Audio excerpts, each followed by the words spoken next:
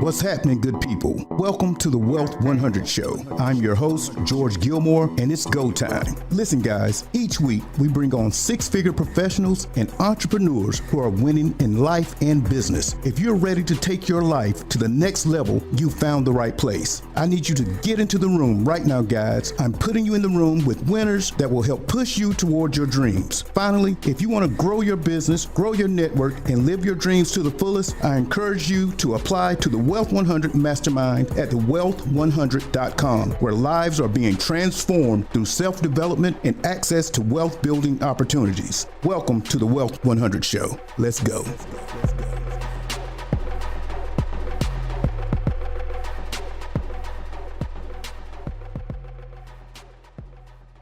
What's going on, guys? Welcome to the Wealth 100 Show. I am your host, George Gilmore. Listen, guys, we got a special guest in the building, another special guest, Mr. Randall Cook from VA. What's going on, Randall? How you doing, my friend? I'm doing fantastic, George. Thank you for having me, man. I appreciate it. Appreciate the hospitality. Looking forward to chopping it up with you a bit, man. Well, I know you got a lot to say because ever since I've known you, man, you're a wealth of knowledge. Listen, guys, this guy, Mr. Randall Cook, he is a superstar entrepreneur in the insurance space. I call him a boss in the insurance space. And he's also the owner of Legacy MVP. Again, Randall, I want to thank you, man. But I want to start this podcast off by you telling us a little bit about who you are. Don't go too deep. Give us a little bit about who you are and what you're doing right now. Good, man. I'll definitely save some for later. So yes, once again, my name is Randall Cook, owner and CEO of Legacy MVP, along with my wife, Kertisha. Been in the insurance industry for 13, working on 14 years now. Came in, just wanted to make a lot of money, looked at it like the real estate space, being able to get big commissions as long as you're hustling and doing your job. I killed it, man. Grew tremendously, became an owner after 4 years, ran my own territory and agency in North Carolina for 5 years. Made a lot of money, was very happy.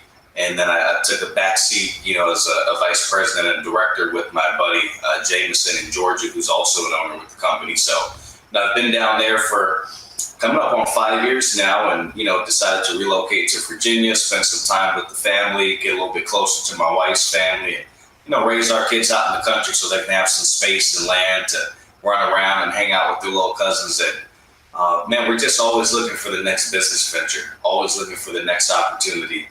To enhance our lives, enhance our family, and enhance our future, to be honest. And so that's kind of where we're at right now. I love it, man. Take me back. We're going to go all the way back. Take me back to little Randall Cook, because I know you're from Cali. Talk to me about growing up in California, man. Where were you at? Man, it's a dream. Growing up in California is amazing. I mean, that doesn't get any better. The smell of salt in the air, being at the beach. So, born and raised in San Diego, California. My folks are from New Orleans originally.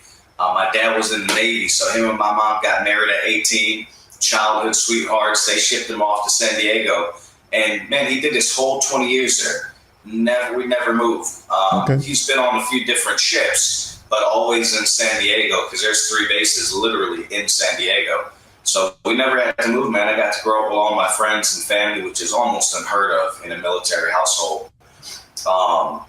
Man, I was always like the class clown when I was young, coming up in elementary and middle school, kind of getting in trouble. I've always been a good kid. I come from a very phenomenal household, right? Great parents, been married for 45 years or something like that now. But it wasn't really until I got into high school, man, that I really started to take life a little more seriously. I was playing football. I started playing football.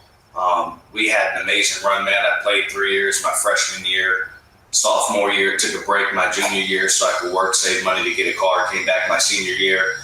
We never lost a football game every year that I played, man. So, I have like a 33-0 football record in high school. We won state championship, played ball with Reggie Bush, Alex Smith. We all played high school ball together in San Diego. My boy Todd Watkins played in the league as well, too.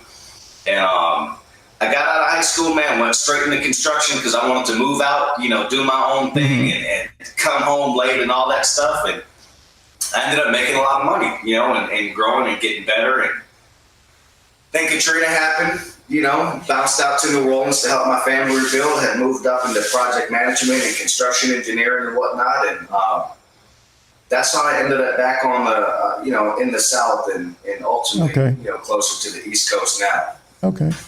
Yeah, you never told me the story about playing football with Reggie Bush. Now, I've known you 5 years. I've never heard that story, sir. Keep it closely guarded. Yeah, I'm just listening to that, man. I'm like, Reggie Bush, okay. Look, so you didn't do any military. You finished school, went into construction. And then, so talk to me, how did you get into business? Talk to me about business. How did you get into business? So, I was working out of town, and I got laid off. This is probably 2010. So we were really starting to feel the effects of the economic downfall of 2008. And, working on government projects, if the government gets shut down, if there's a lack of finances and money or there's economic problems, man, there's a lot of projects that aren't getting funded by the government. And so that would affect jobs that I was working on. Ended up getting laid off. And at that point in time, I just remember distinctly telling myself, I'm tired of making good money, but constantly in and out, up and down. I make good money only to spend it, when I don't have a job or I'm in between projects. I'm just tired of these ups and downs. I got to find something that's going to allow me to work as hard as I want to work and make as much money as I could possibly make. And to be honest, man, I stumbled into this interview and I knew who I was, which is why I was okay going into an industry that was strictly commission. I don't care how good I am or how good I'm not. I'll work until I get better, and I'll make as much money as the people who are good because I'll just do more work than they do that I end up making the same amount of money that they make easily. And man, I remember going on job interviews to sell meat door to door. It didn't matter, bro. Anybody who said they would accept me to come in for an interview like today or tomorrow, I was going in for the job interview. And I didn't care what they were paying, minimum wage, $10 an hour, because I knew that in 60 days after working there, they weren't going to be paying me what they started paying me once they realized who they had working for them. Mm-hmm. And it's not because I'm like God's gift to life. I just knew that I was sick and tired of not being able to advance my life in a meaningful way financially because of limited opportunities based on being somebody's employee. And I landed into insurance, man. I remember listening to this guy do my interview. He was making like $900,000 a year. He was 35 years old. He started when he was 26. I was 26 at the time. And I was like, it's a group interview, right? Which is how it usually goes in insurance and a lot of different parts of the financial industry. And I just remember feeling like a kid at 26. And there's 30-year-olds and 40-year-olds and 50-year-olds in the interview. And so I thought, somebody in this room has to know something about the insurance industry. And nobody's calling him a liar. Like, he's not being heckled, which means that these principles about residual income, big commissions, big, all these big growth opportunities, like they're real in principle to the industry. And that's all I needed to know. I didn't care if this guy told me his company is better than that company. I don't care about that. Renewals and residual income, that's a real part of insurance. Big commissions, being able to grow and hire and develop, cool, let's go. And I came in, man, and I killed it, bro. I killed it right out of the gate. I had a management position in the corner office in 30 days, after I got hired. In less than 12 months, the vice president of the corporate office, was offering me an opportunity to run half of a state for my owner, And so they shipped me out to Mississippi, man. I opened 2 offices from scratch. Really? I'm not even a year with the company. And I mean, that doesn't happen. That absolutely doesn't happen. That's incredible. I just knew I wanted to be an owner. From the day I interviewed, I said, man, I want to make $1 million a year. Gotcha. And ownership is the way to do that with the company.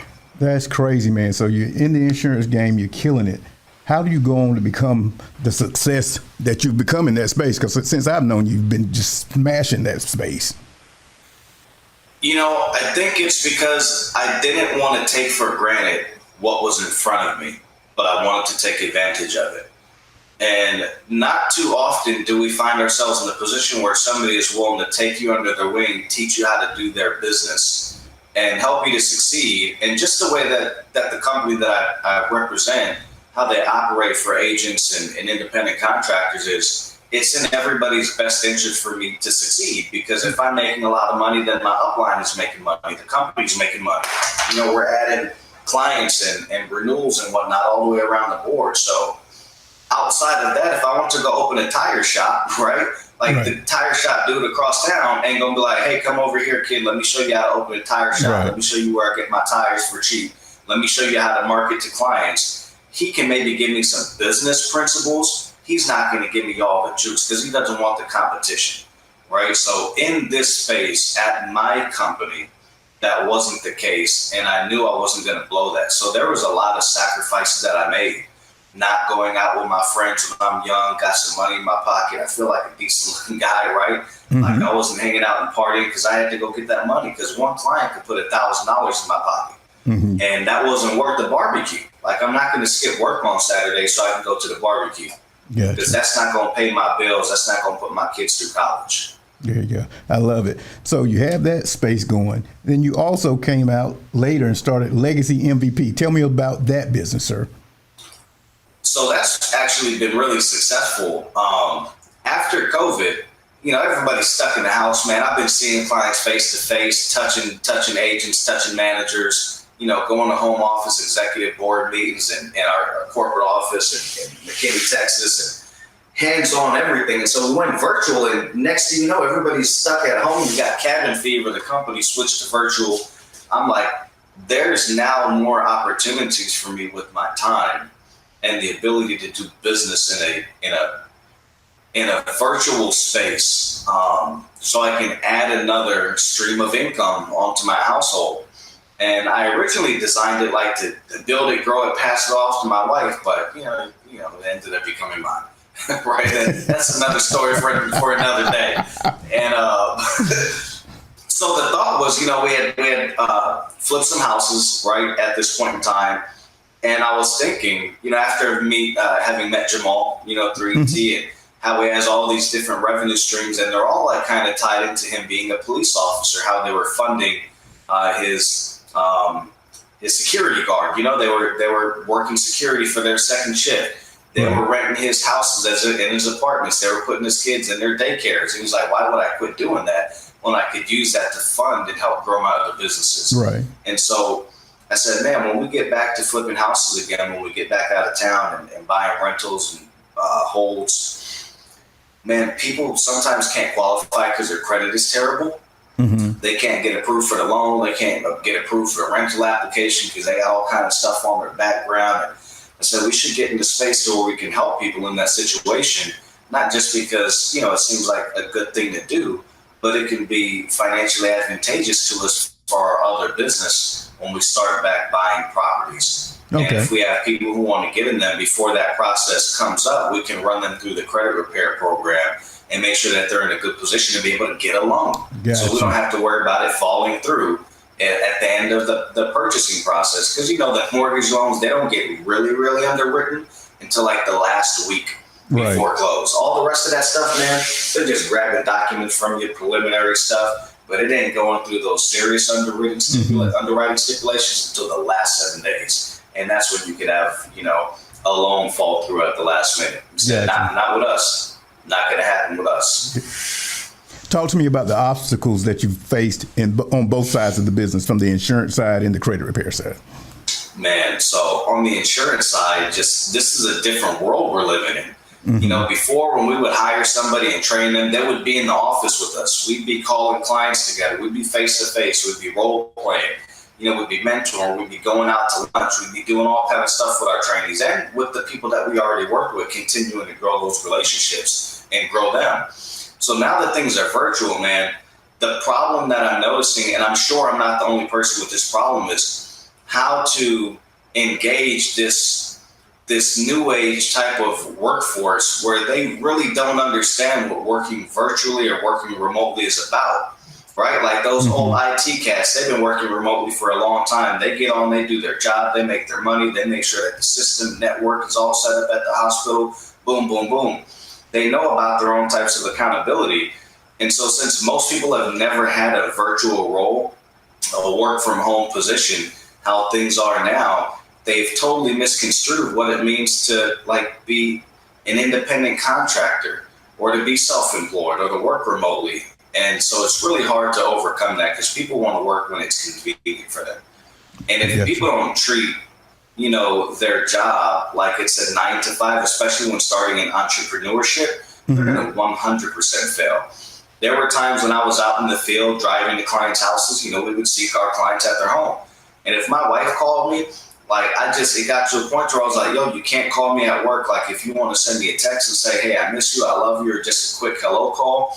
But we ain't about to be chopping it up while I got this 45-minute drive to my client, because I'm trying to think about how I'm going to serve them and how I can best be prepared to handle their needs. Because if I was standing at a grocery store checking clients out like 9 to 5, just because there wasn't a client at my register doesn't mean I get to just jump on my phone and have a 20, 30-minute conversation. I'll get fired. And if I don't respect entrepreneurship the same way I, respected somebody taking advantage of me by paying me a limited dollar amount for maximum amount of work they require, I'm never going to be successful. Listen. I don't care what kind of meat we having for dinner tonight. Pork, fish, it don't matter. Just pick. I'll be good when I get home. I'm going to eat it. Gotcha. It ain't that deep to knock me off my game. Gotcha. With you being a superstar entrepreneur that you are, I want you to give my audience some advice for new entrepreneurs, up-and-coming entrepreneurs, as far as mindset, how to get going, man. Talk to them a little bit about getting that business off the ground, Randall. So I got this famous saying, everybody wants, very few are willing. Right? Everybody wants to be rich. Everybody wants to be successful. But are you willing to do the things that are required in order to live the kind of life that you want, right? I'm sure people want certain things, but do you want it more than you want sleeping in, right? Is it more important for your kids never have to worry about if they want to go to college or not because they can't get a student loan or because they don't have the money or whatever the case may be? Or is it more important for you to hang out with your friends, or you don't want to miss out on this part of your life? Let me tell you something. Everything is always going to be important, no matter what stage of life you're in.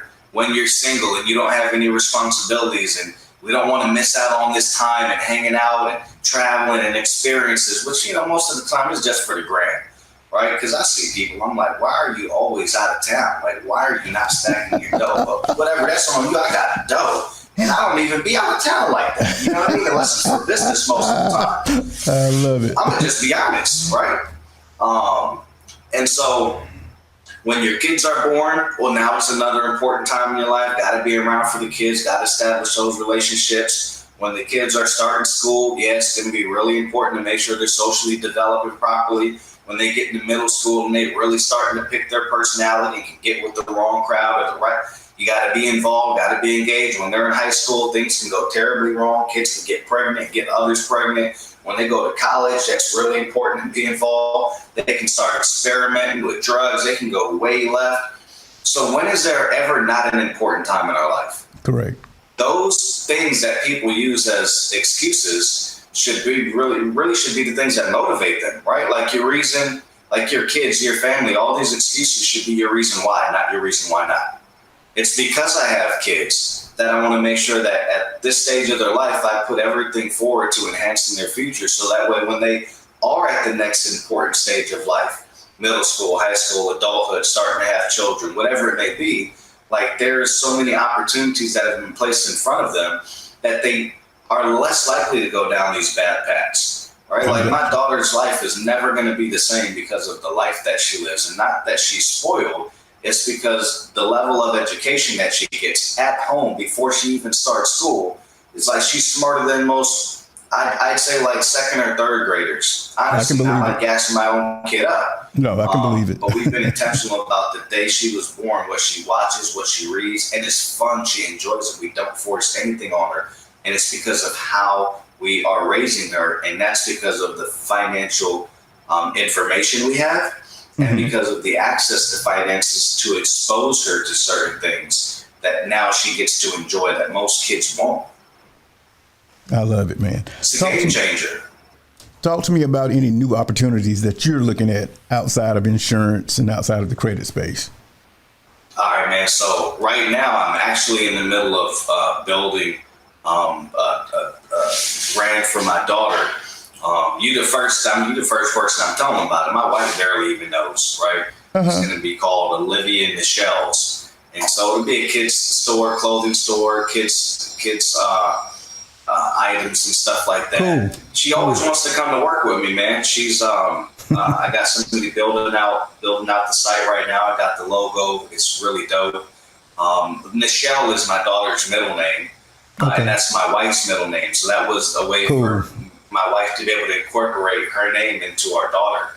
So it's Olivia Nichelle Cook, and I was like, yo, Olivia Nichelle, that just sounds high end. You know what I mean? Like some Hollywood moms want to buy her products. You know? It does. Really organic products, man. Really organic, earthy tones, earthy colors, very natural. I think it's going to be very successful. But she wants to be a businesswoman. Why? It's literally what I just said. We're intentional. She knows when Dad goes to work upstairs just because I'm a businessman, and she always wants to come to work. And can I do business with you, Dad? And every now and then, I'll let her bring her little table and her little laptop upstairs to the office, and she'll be like one of them little cat jiffies that be typing on the keyboard all fast, just smashing away. And she just wants to hang out with her dad, you know, and be a business person. She's really intentional about that. She doesn't want a job. She wants to own a business. So I'm going to give that to her. That's a great thing. Listen, man, I want to talk to you a little bit about leadership, because I've always respected you as a leader, man, since I've known you. Talk to me about inspiring your teams that you work with. How do you do that, Randall? How do you keep your team inspired? Man, I don't even know if I inspire them anymore. Really? I think they're tired. Everybody wants to work with me until they work with me. Oh my God, Randall, come on. I'm not even joking. So, you know, now when it comes to leadership, it's a different, you know, it's a different thing a little bit now. You know, lead from the front, right? Don't ask people to do things that you're not willing to do, or that you haven't done, or that you're not capable of doing, right? And don't pretend like you are. I think leadership really comes from how you help somebody else make their life better, right? Because at the end of the day, it's all about what's in it for me. I don't care how much people love you or how much you inspire people. Like, at the end of the day, is my life better because I'm involved with you? Is my opportunity better by being associated with you, by listening to the things that you're teaching me? So I think real leadership happens when you can give people tangible information that when they apply it, they can get an enhanced result from where they were before. And what happens, you know, people will begin to follow you more and more, and even with wilder things you may ask or need from them, right? Bigger tasks, because they know not only are they probably going to get the result, but it's actually going to be beneficial for their life. And so I try to apply my leadership that way, and it's not always pretty, not at this stage of my life, man. Like, I'm raw. I'm going to tell people what it is. I'm going to be polite, courteous, and kind. But I do not accept excuses whatsoever, especially in a realm that I'm a professional and expert in. I don't care if somebody's tired. I've gotten home at 2:00 in the morning before and was at work at 7. And I used to do that all the time. That's just how it was coming up back in the days in the insurance industry. Now cats are working at home from Zoom in the AC, not getting rained on, not getting no-showed by clients, leaving you at the door, and you see them peeking through the blinds like this, and then you call them and they're like, we're not home, and you're literally watching their mouths move the blinds up and down as they're talking, looking at you through the window. You know, so I don't want to hear none of that. But here's what we are going to do to get to the next level and accomplish what it is that you want. Because you can only hold people accountable, George, to the things that they want for themselves. You can't hold them accountable to the things that you want for them. And so one rule I have, man, whenever I decide to work with somebody, is that their success can never be more important to me than it is to them. Talk. Because that's going to be a short-lived relationship. That's why I talked to you about leadership, man. I love when you get on your thing, because I knew you were going to go as soon as I gave you that leadership question, bro. I love that. I want you to talk to me about some of the most important decisions as a leader that you have to make. That a leader has to make, or that I have to make? That Randall has to make. Yes, sir. Oh, man. To be honest, I think the most important decisions that I have to make as a leader at this stage of my life are probably how I lead my family. I love it. And the decisions that I make. Because the reason that's first, George, is because I'm always thinking of the end in mind, like with them involved. So it's, how is this going to enhance my family and make my wife's life easier, which will make my life easier, right? And that causes me to make decisions at work. Like, is this going to make things harder for me, which is going to put more stress on me and cause me to maybe bring that home? Like when it's time to play with the kids and I'm just like frustrated because it was a terrible day, and then I short my kids, I can't do that. So I need to handle this decision at work differently to where it doesn't have a negative impact on anybody, and we can get to whatever the next step or the next goal is. Those are the hardest, those are how I handle those tough decisions, whether it be to let somebody go, because it's either a will problem or a skill problem. At the end of the day, you either don't have the skills to accomplish it, or you're not willing to do the things that are required in order to enhance the skills that you need to get it. So it's one of the two. And if it's a will problem, I can't work with that. If it's a skill problem, then let's go. Let's get to the drawing board. Let's get to some role playing or some practicing or some coaching or teaching. But those decisions are hard, man, when it's time to let somebody go. And really because I know what it means that they're going to be missing out on that they don't know what it means. Gotcha. I know that if me letting them go from here, they're not going to have the life that I live. Gotcha. Same contract, same company, same product, same script, same everything. So you can have it if you are willing. So it's hard to let people go, man. That's one of my biggest challenges and one of the hardest leadership decisions I have to make. On this journey, what has been, because everybody talks about the wins, but I always like to hear some failures from my guests. What has been your biggest setback or failure during this journey? I would say not being an agency owner anymore, to be honest, man. It was a lot of dough. I'd love to still be in Charlotte, running the agency. A set of circumstances, man, that I probably could have handled differently. I handled them properly, and I handled them with integrity.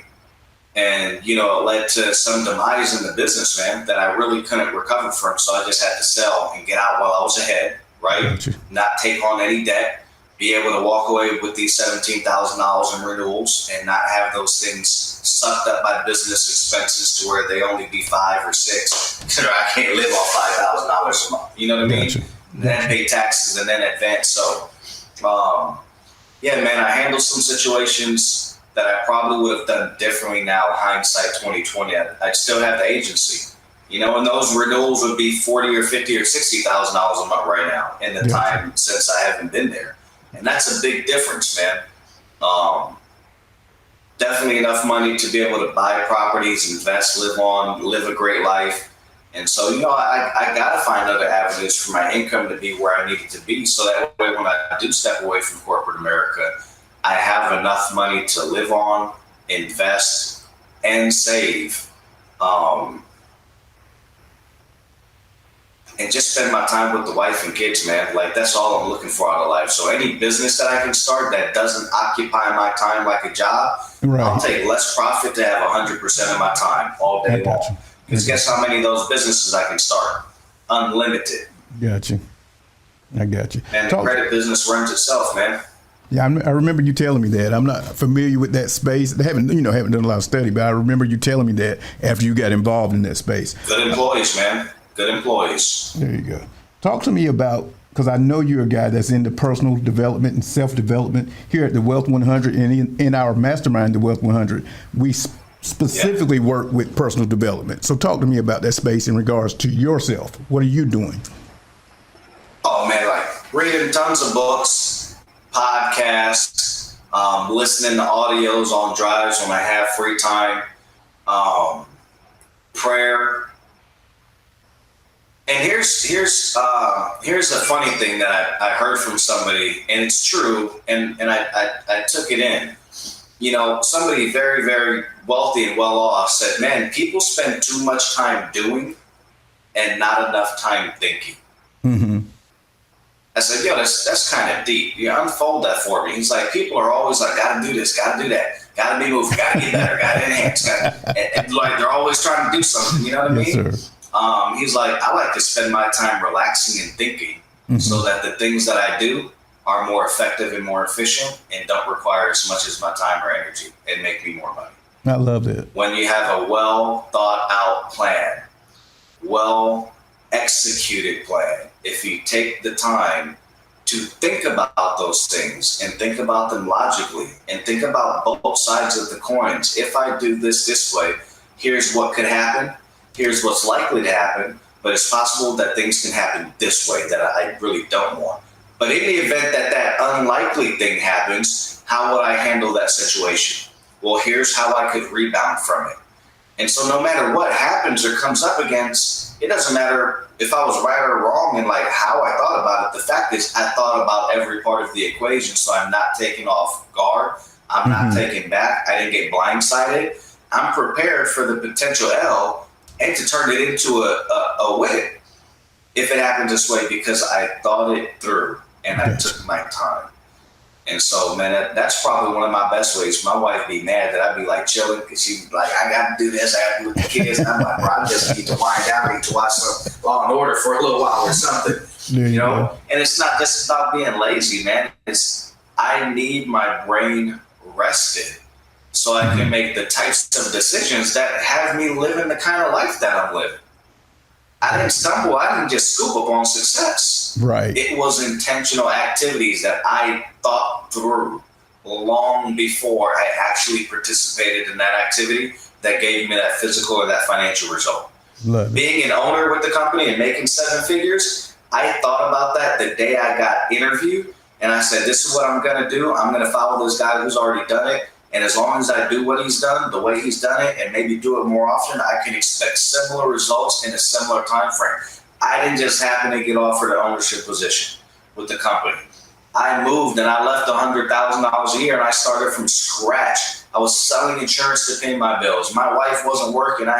And we were both working and paying our bills before. Yes, sir. But I knew if I take this small step down, I'm going to take a huge step up. Because if I can handle these offices at 10 months old with the company, I'm going to learn the things that an owner has to do all by himself. And I get to do it on my owner's dime. So when I'm on my dime, I won't make some of these same mistakes or have some of these learning curves. So I left $100,000 a year at my company and left all my agents and all my teams. And I started from scratch and built 2 offices from the ground up in a different state away from all of my leadership and management.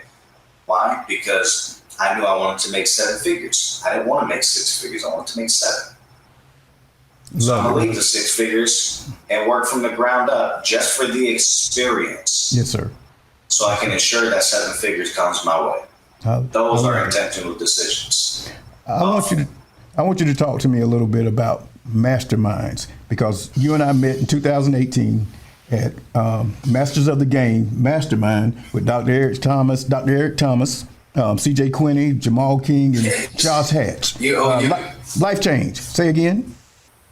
Man, I said you. I got the shirt on. Exactly. Repping E right now. This is for you, E. Exactly. Life-changing experience for all of us, I believe. I want you to talk to my audience, since we run the Wealth 100 Mastermind. Talk to them about the importance of Masterminds and what it really means and what it really can do for you. Man, they are so invaluable for anybody listening.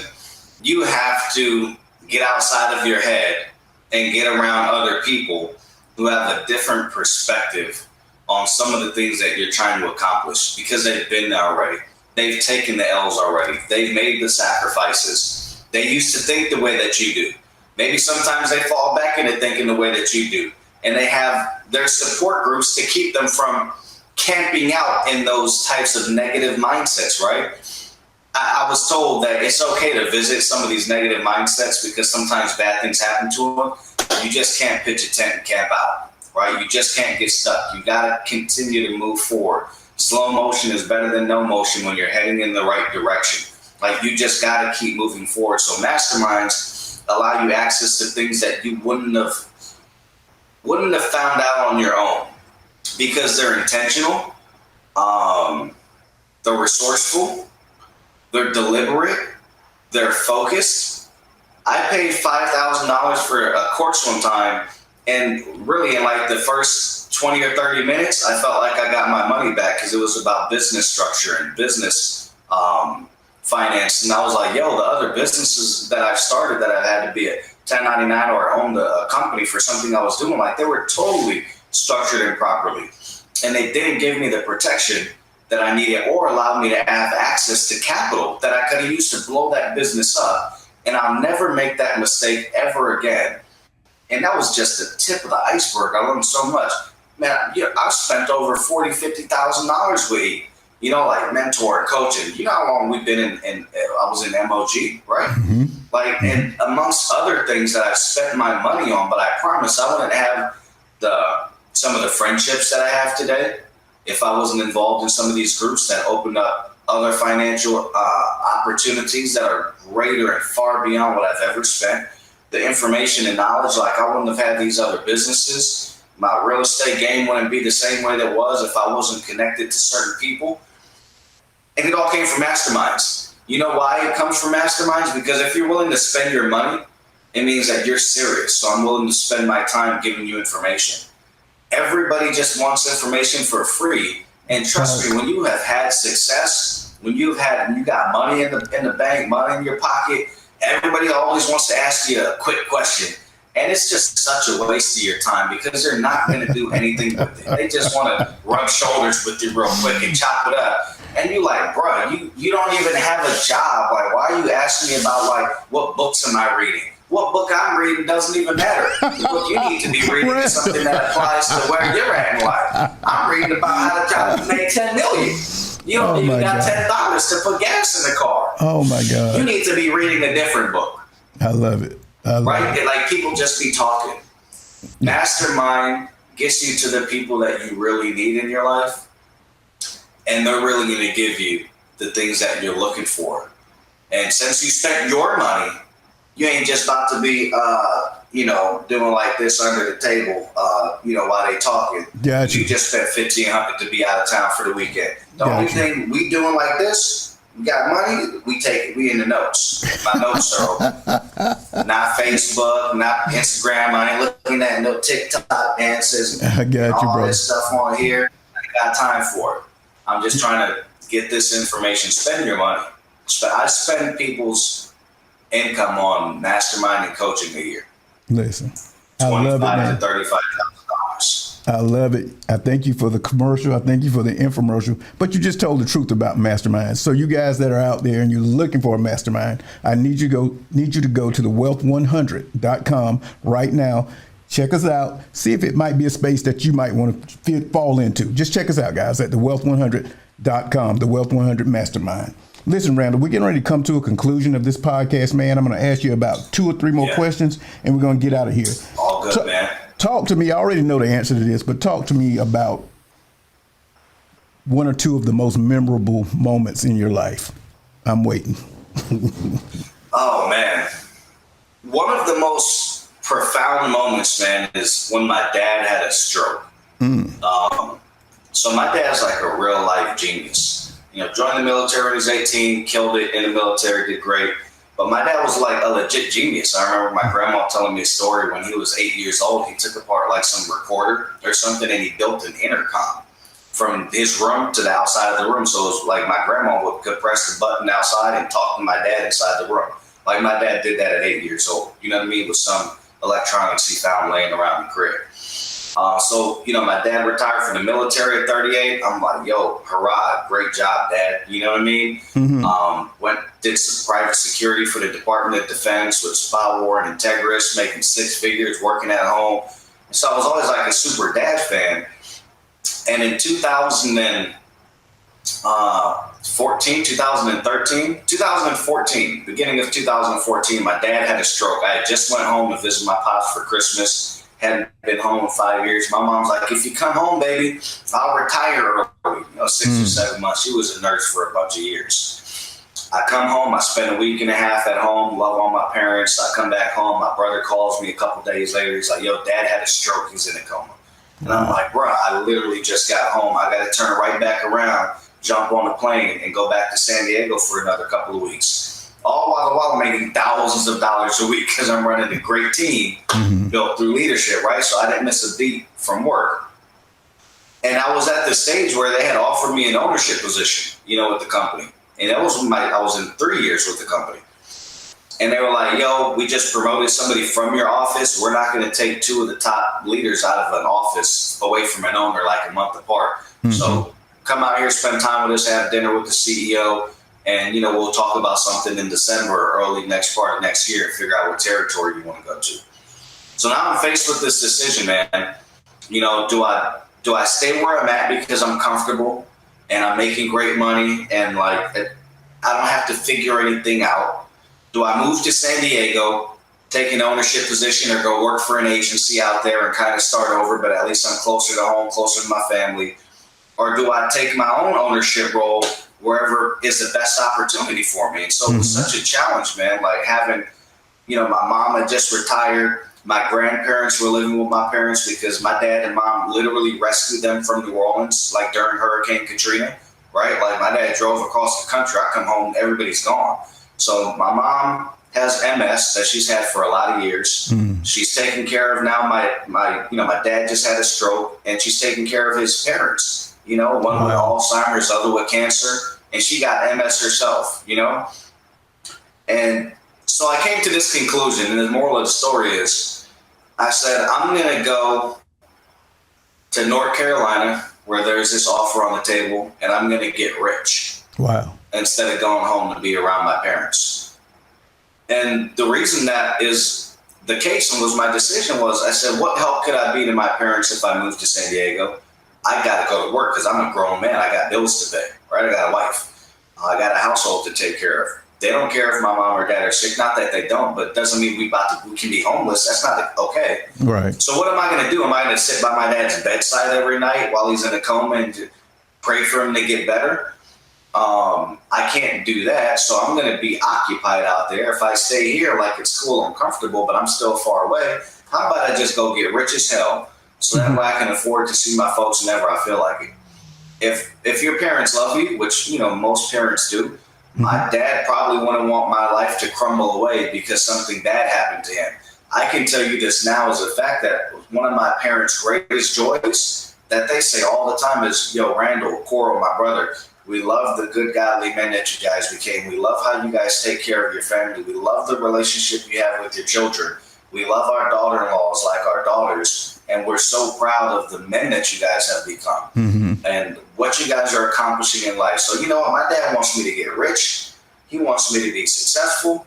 And it's not about the money. It's about the things that I'm going to be able to provide for my family or my community or at whatever level that you want. Because the truth is there isn't enough money in the world for somebody who has the right heart and good passions. You know how I know that?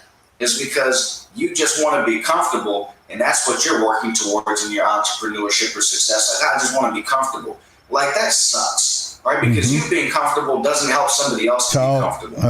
There's a lot of people with a lot of money who don't have good values, and they just want to drive the nice car so they can pick something up bad and bring home to the house, or they want to stun at the club, or they want to keep up with the Joneses. Man, $1 billion isn't enough money. It's not a lot of money. Why? Because people still go homeless and go hungry all over the world. And, Red Cross, their annual budget, I'm sure, is billions of dollars a year internationally. And there's still sick people in Africa and the Philippines and everywhere. Yes, sir. Matter of fact, the government just gave out $1.3 trillion for that first round of COVID relief, right? The little $1,500, $2,500, whatever the case may be. And whose life changed? Who moved to a new zip code because you got that money? And it cost them $1.3 trillion. And that couldn't even make anybody in America's life better. Right. So there's no limit. The more money you have, you can change it from just helping your family to helping your community, from your community to your city, from your city to your region, to whatever level it is that you want to get to. So never look at money as just something to be spent. It's a tool. If you don't have tools, you can't build anything. And if you ain't in George's mastermind and you have tools like money, well, then you don't know how to use those tools. And if you don't know how to use your tools, you can't build anything. Tools are no good if you do not know how to use them. They'll just sit around and collect dust. So get in that mastermind. Learn how to use the tools if you got a couple of coins. And if you don't and you're trying to get to them, then let's help you get to the tools that you need so you can begin to build the kind of life that's important to you. That was my biggest decision, man. And it's one that I stand by. It's one that I've preached. It's one I believed in before I was ever in a situation to have to live it out.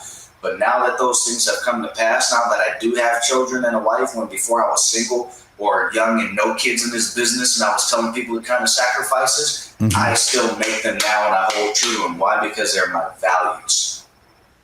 I love that. It's not something cool to say. I love that passion around money, man. My father taught me. He's like, the money is not for just you and your household, son. He basically said, if you can only feed you and your house, you haven't done anything as a man. A man would be able to feed at least a couple of more families, help your community. You know what I mean? The money is just not for you. That's not what God has put us here for. And if we have the capacity to get it, we can help other people, man. I thank you for saying that, bro. You just did a master class on why we need capital, why we need money, bro.